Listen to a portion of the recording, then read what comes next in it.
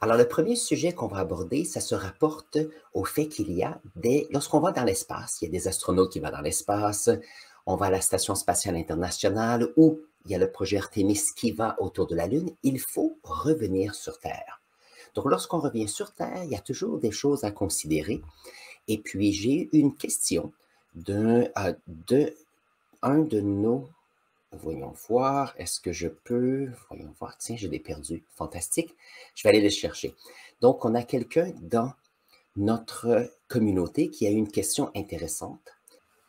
Alors, dans le mois de novembre, c'était le 19 novembre, je parlais du projet Artemis qui partait dans son envol et j'ai eu une question de ici. Non, on va enlever ça. Je veux ajouter, lire la suite.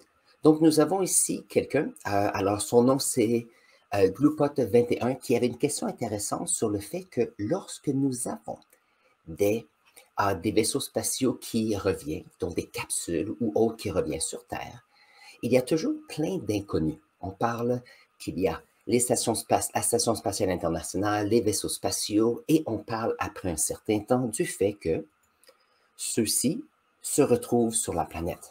Mais il y a plein de choses qui se passent entre le fait qu'on est dans l'espace et le fait que nous sommes sur notre planète. Donc, c'est le sujet que nous allons discuter aujourd'hui. Alors, voyons voir. Donc, bien sûr, nous avions notre projet Artemis.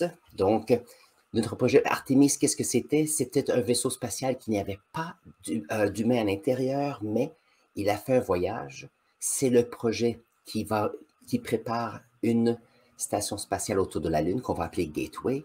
Et nous avons eu cette sonde qui est revenue sur la planète. Donc, lorsqu'on retourne la sonde, on regarde la sonde, j'ai montré ces photos-ci qui étaient intéressantes et je vais voir si je peux mettre une carte ici dans la vidéo pour faire un lien avec cette vidéo qu'on a fait sur le retour de cette capsule.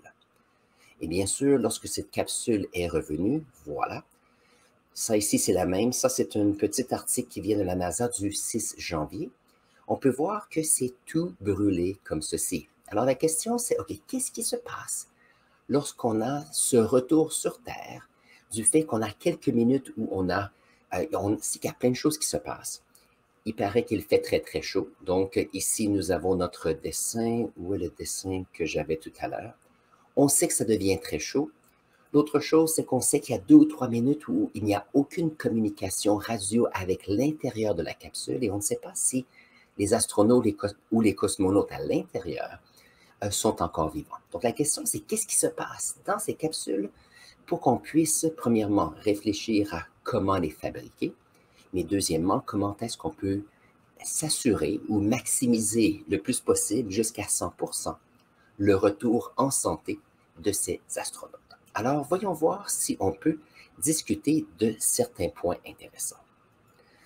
Donc, premièrement, lorsque l'on parle de vaisseaux spatiaux qui retournent sur Terre, donc ici, je sais que c'est un dessin qui vient d'un artiste, mais n'oubliez pas qu'un vaisseau qui revient sur Terre revient entre 7 et 8 km par seconde. Donc, c'est très, très, très rapide. Et je ne sais pas si vous le saviez, mais la Station spatiale internationale voyage autour de notre planète à peu près 7,5 km par seconde. Donc, il y a des très, très grandes vitesses ici.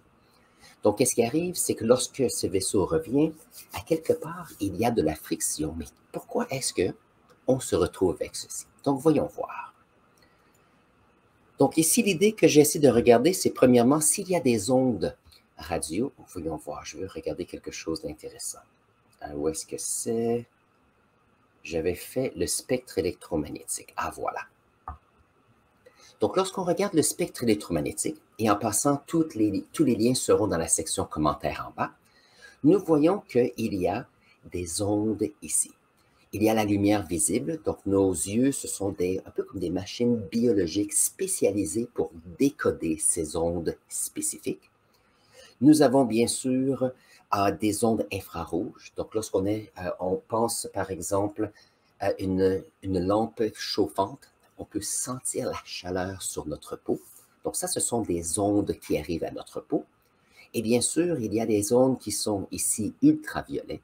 Donc, lorsqu'on est au soleil, on peut peut-être des fois ressentir cette idée que s'il y a des rayons ultraviolets qui arrivent sur notre peau, conséquence, notre peau va changer de couleur et la raison, c'est comme notre peau va cuire un petit peu. C'est pas évident. Et on se retrouve, si on va de ce côté-ci, donc à droite, que les longueurs d'onde vont devenir de plus en plus petites. Donc, on ne peut pas les voir, mais elles existent. De l'autre côté, si on va avec les infrarouges, on a ici les micro-ondes et on se retrouve avec les ondes radio qui sont très, très longues. Donc, les ondes radio, ce sont des ondes qu'on utilise pour les téléphones cellulaires, pour les communications satellites et ainsi de suite. Et si on prend des ondes radio très, très, très longues, on utilise ceci pour étudier, par exemple, la cosmologie, comment est-ce que l'information nous vient des étoiles, comment est-ce qu'on apprend sur l'expansion de notre univers et ainsi de suite. Donc, tout le sujet aussi se rapporte à ce spectre électromagnétique. Donc, je rappelle qu'ici, on a des ondes qu'on peut voir. Il y a aussi des ondes sonores qui sont utiles aussi. Alors, voyons voir qu'est-ce que l'on peut penser ici. Donc, si on pense à une onde radio, donc à quelque part, il y a une station de radio et celle-ci a une antenne. Lorsque l'antenne émet des ondes, ces ondes vont s'éloigner de l'antenne d'un côté et de l'autre, parce que bien sûr, on est en 2 dimensions. Et il ne faut pas oublier qu'ici, en haut, il y a l'atmosphère qui finit éventuellement. Donc, les ondes radio peuvent aller très, très loin. La raison, c'est qu'ils se déplacent à l'horizontale, mais aussi il y a une réflexion sur les nuages et la partie supérieure de notre atmosphère. Et donc, les ondes restent près de nous. Ça, c'est fantastique. Ça nous permet de communiquer avec les cellulaires, mais ça nous permet aussi d'écouter la radio dans la voiture. Un exemple ici, ça c'est lorsqu'on prend un petit caillou qu'on met dans l'eau, on a des ondes qui existent. Donc, les ondes sonores, on ne peut pas les voir. Les ondes lumineuses, on ne peut pas les voir. Par contre, on peut voir cette idée d'ondes sonores. Sur le principe est très, très similaire. Alors, qu'est-ce qui arrive qui est intéressant? Voyons voir. Donc, nous avons ici un vaisseau ou une capsule qui revient sur la planète. Donc, à quelque part, il y a de la compression. Et voyons voir qu'est-ce qui se passe ici. J'ai ici un exemple intéressant. Donc ici, nous avons un point qui émet et donc il y a des ondes qui s'éloignent. On a ici, c'est comme si le point se déplaçait vers la droite. Donc en se déplaçant vers la droite, c'est comme si les ondes sont rapprochées un petit peu. Et on a parlé de ceci dans une des vidéos lorsqu'on a un déplacement vers le rouge ou le bleu, c'est l'effet Doppler. Donc, plus l'objet avance rapidement, éventuellement, il y arrive à un point où ce point était exactement au début de l'onde, et ça, c'est ce qu'on appelle une onde de choc. C'est une onde où l'objet va plus rapidement que le son, et ici, on peut voir que l'objet ici va encore plus vite que les ondes radio. Alors ici, il y a quelque chose à considérer. Premièrement, ça veut dire qu'il y a des ondes qui sont comprimées à l'avant, mais ça veut dire aussi qu'il y a des ondes qui sont éloignées vers l'arrière. Ça veut dire que si on est pour communiquer à partir de ce point-ci, les ondes de communication sont compressées devant et non à l'arrière, et aussitôt que l'objet va plus rapidement que la vitesse du son, on se retrouve avec un émetteur qui émet des sons seulement vers l'arrière. Donc, un objet qui voyage plus rapidement que le son a des difficultés en ce qui concerne la communication. Donc, si on a, par exemple, un avion supersonique, les communications se font au décollage. Par exemple, on avait l'ancien Concorde entre New York et Londres et Paris. Il y a quelques avions d'après moi, quelques avions militaires qui peuvent aller plus rapidement que l'onde de choc. Alors, qu'est-ce qui arrive? C'est qu'au début de la mission, on peut discuter, on met en marche les moteurs et tout, et durant le temps qu'on est en supersonique, c'est beaucoup plus difficile à communiquer jusqu'à ce que l'avion ou l'appareil ralentisse de façon à ce qu'on se retrouve avec des ondes de communication plus faciles à communiquer. Donc ça, c'est une chose à considérer avec le dessin. Un autre dessin que j'ai ici, c'est par exemple ici, si nous avons un avion qui va, alors je mentionnais, on a le devant ici, on a une compression ici des ondes de son, Ici, on peut voir que le nez se retrouve juste à la vitesse du son. Ici, on a un avion qui va plus rapidement que le son. Donc ici, qu'est-ce qui arrive? C'est que les ondes sonores sont affectées ici. Donc, un pilote dans l'avion qui émet un son, sera beaucoup plus difficile ou peut être très difficile ou impossible à comprendre pour quelqu'un qui est sur Terre, justement à cause de la vitesse de ces ondes. Donc ça, c'est un point à considérer. C'est bon. Alors, j'ai trouvé ici quelque chose d'intéressant. Donc, on envoie des objets autour de la planète, il faut revenir. Et puisqu'on va à 7 ou 8 km par seconde, éventuellement, il faut que cet objet ralentisse et va finir par être arrêté sur Terre. Donc ça veut dire qu'on sait que lorsqu'il y a une entrée dans l'atmosphère, il y a un réchauffement qui arrive. Alors ici, on a un exemple.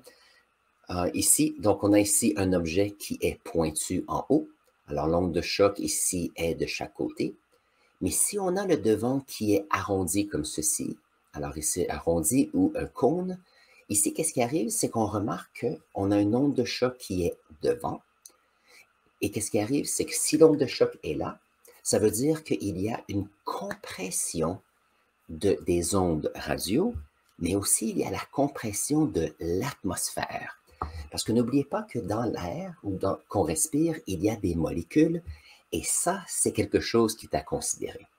Puisqu'il y a une atmosphère, ça veut dire qu'il y a une friction. On a un objet qui veut entrer dans l'atmosphère. Voyons voir si je peux faire un dessin. Alors, je prends les capsules parce que c'est la technologie qu'on utilise maintenant. Si on a une entrée comme ceci, nous avons une compression ici qui est devant, parce que l'objet comprime la matière qui est devant lui. On a de l'oxygène, de l'azote et d'autres gaz.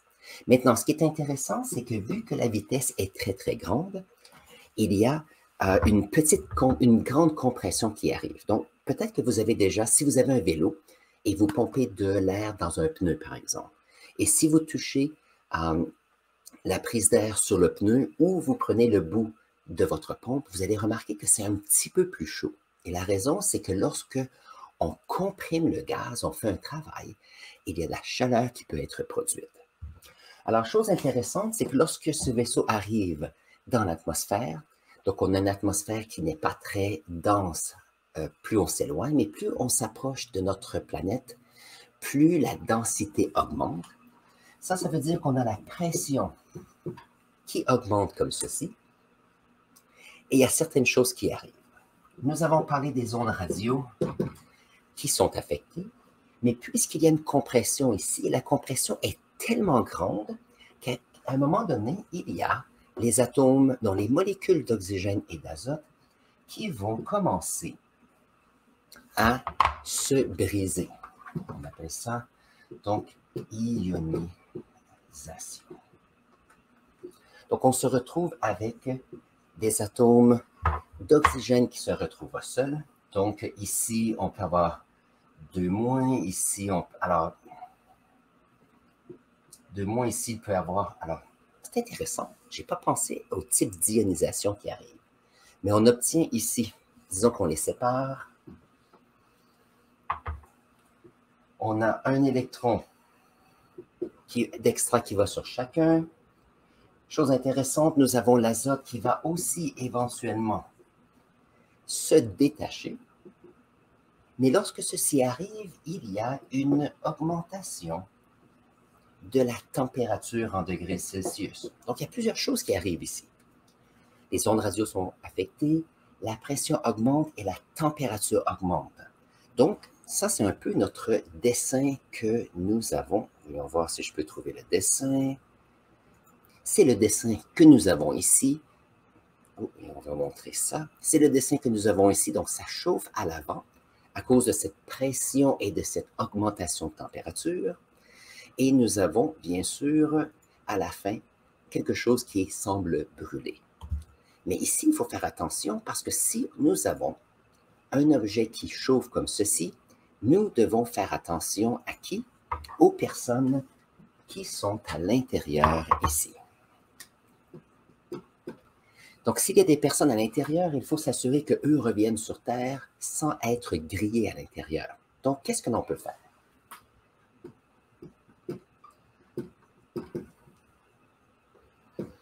Il y a un système de refroidissement à l'intérieur, un peu comme un air climatisé. Il fait quand même très chaud, mais beaucoup moins chaud à cause de ceci. Et qu'est-ce qui arrive? C'est qu'ici, il faut décider qu'allons-nous faire à cette surface qui arrive ici. Alors, voyons voir si moi je peux trouver mon dessin de tout à l'heure. Voilà. Donc ici, il se passe, donc on peut voir ici, on a la forme qui est le devant. Donc ça, c'est ici la façon la plus sécuritaire parce qu'on uniformise la forme des ondes ici. Alors, qu'est-ce que nous avons? Voyons voir si je peux tourner. Alors, je veux parler de ceci. Je veux parler de ce... Ah oui. Continuons. Alors, avec la température qui augmente ici, il y a certaines choses qu'on peut faire. Donc, c'est très, très chaud. On peut décider de on peut soit absorber, voyons voir, j'ai ici mes deux mots que j'ai parlé tout à l'heure. Alors, nous pouvons soit absorber la chaleur ou la réfléchir. Donc, si on absorbe la chaleur, le problème, c'est que si c'est un conducteur, ceci reste chaud. Ce n'est pas la meilleure chose. On peut décider de la réfléchir comme un miroir. La réfléchir, la difficulté, c'est que comment est-ce que l'on peut garder une surface réfléchissante assez longtemps pour tout l'entrer dans l'atmosphère. Alors, qu'est-ce qu'on utilise? On utilise des matériaux. Je pense qu'on les appelle d'ablation. Comme ceci. Alors ici, qu'est-ce qui arrive? C'est que on met une matière devant la capsule et lorsque cette matière entre en contact avec la chaleur, elle est désintégrée. Donc, le fait qu'elle est désintégrée, elle change d'état.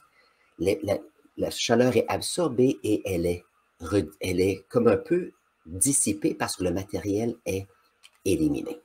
J'ai essayé de trouver une analogie intéressante et ça, c'est une bonne analogie ici. Si on a un météoroïde qui arrive dans l'atmosphère, ce météoroïde va entrer en friction avec l'atmosphère et qu'est-ce qui va arriver? C'est que la pression ici, avec l'atmosphère, va ioniser va ioniser les molécules devant celui-ci. Et qu'est-ce qui va arriver? C'est que la chaleur va être absorbée par la matière et cette matière va être désintégrée et va être un peu dissipée dans l'atmosphère. Conséquence, si on a une météoroïde qui est petite, celui-ci va complètement se désintégrer. Si ce météoroïde est un peu plus gros ou métallique, il y a une petite partie qui se retrouve sur la planète Terre et cette petite partie devient un météoroïde. Un météorite, voilà. Donc, on utilise ce principe ici avec la capsule. Donc, si on regarde ici, qu'est-ce qui arrive? C'est qu'on a devant, souvent c'est des céramiques qu'on utilise, céramiques qui sont solides, et lorsqu'il y a une augmentation de température, cette chaleur avec l'ionisation de l'atmosphère, va prendre des morceaux de matière, celles-ci vont se désintégrer et partir. Ça veut dire que lorsque le vaisseau arrive sur la planète, au lieu d'avoir une grande surface bleue comme ceci, on peut se retrouver avec une surface qui est beaucoup plus mince parce qu'on a pris cette idée qu'on va sacrifier la céramique ou un matériel qui absorbe la chaleur et se désintègre tout en protégeant la partie à l'intérieur. OK. Donc maintenant, voyons voir si on peut mettre les deux ensemble. Alors, voyons voir comme ceci.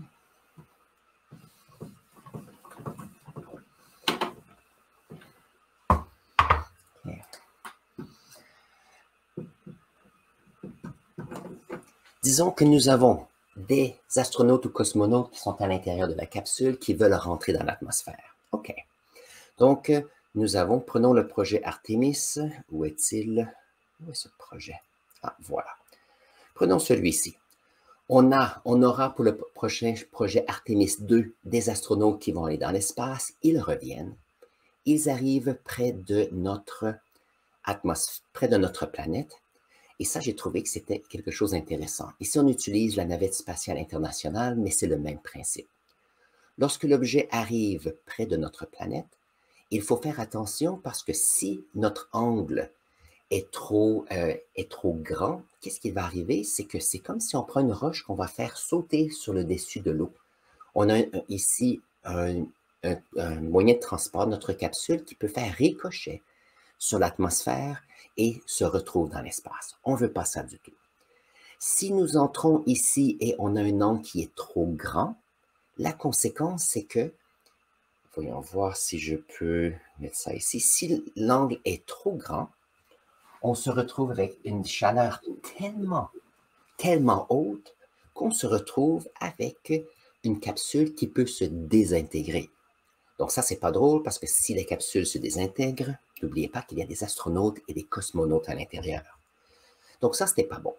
Donc il faut choisir un angle alors il y a un certain corridor, un angle qui permet à ces vaisseaux qui entrent dans la planète à prendre un angle spécifique pour pouvoir atterrir de façon sécuritaire. OK. Donc ça, c'est à considérer. Voyons voir, on a ça. J'ai montré toutes mes photos, c'est très bien. Très bien. Alors ici, on se retrouve avec la capsule qui arrive dans l'atmosphère. Il commence à y avoir de la friction. On appelle avec la radio, on dit « on arrive », c'est fantastique. Maintenant, il y a certaines choses qui arrivent. On a la capsule qui entre dans une atmosphère plus dense et voyons voir ce qui se passe. Puisqu'il y a une augmentation de la pression, on se retrouve avec, voyons voir, on se retrouve ici avec une vitesse qui est très grande, ici qui est hypersonique. Ça, c'est la première chose. Deuxièmement, chose à considérer, si nous regardons ici, puisque les ondes,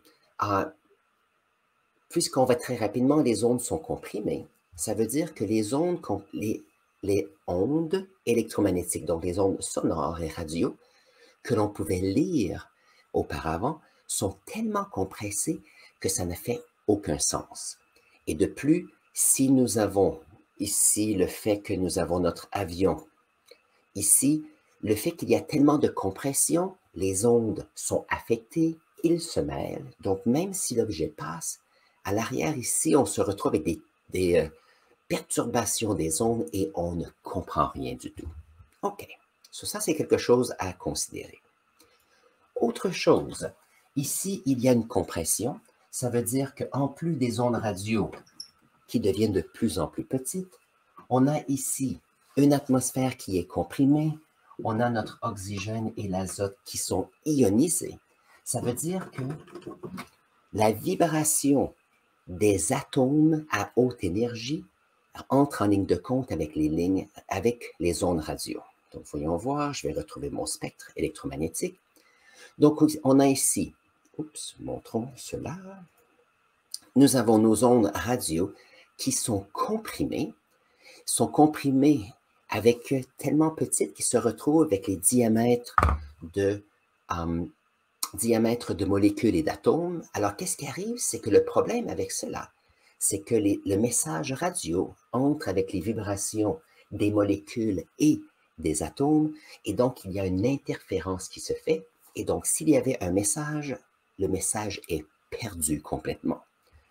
Et donc, on se retrouve avec une situation où on est ici, où il y a une grande température, une grande compression, on a des atomes et molécules qui sont ionisés, on a aussi la vitesse qui est immense. Conséquence de tout ceci, s'il y avait des ondes radio qui étaient disponibles, tous ceux-ci disparaissent complètement avec le chaos que cela cause. Et ça, c'est un problème et c'est pour ça qu'on se retrouve avec 2 à 3 minutes où, lorsque la capsule entre dans l'atmosphère, celle-ci ralentit, mais en même temps, aucun moyen de communiquer. Donc ça, c'est quelque chose à considérer. Alors, éventuellement, qu'est-ce qui arrive? Voyons voir. Et ça fait plus de temps que je pensais expliquer, et c'est intéressant. Comme cela, comme ceci.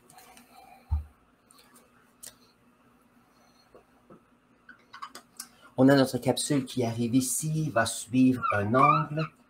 Ici, la vitesse va descendre. La température et la pression vont monter beaucoup. Donc, qu'est-ce qui arrive? Rien ne se passe. On arrive à un moment où cette pression va faire ralentir notre capsule. Et puis, bien sûr, éventuellement, on se retrouve avec la capsule qui est ici, qui va à ce moment-là à quelques centaines de kilomètres, qui est beaucoup, beaucoup plus lent. Alors, ici, une centaine de kilomètres par seconde peut-être. Après ça, on se retrouve avec des mètres par seconde. Et éventuellement, la vitesse est tellement petite que l'on peut dire, OK, nous allons pouvoir mettre des parachutes, comme ceci. Et éventuellement, la vitesse n'est pas assez grande pour que cela arrache le parachute et on se retrouve avec une tombée vers le sol. Ça veut dire que lorsque on arrive à un point comme ceci, nous allons pouvoir communiquer parce que les ondes radio, à ce moment-là, vont pouvoir reprendre. La vitesse du véhicule est beaucoup plus petite que la vitesse du son et donc la communication peut reprendre. Donc, c'est tout un cycle, c'est plein de choses qui se passent.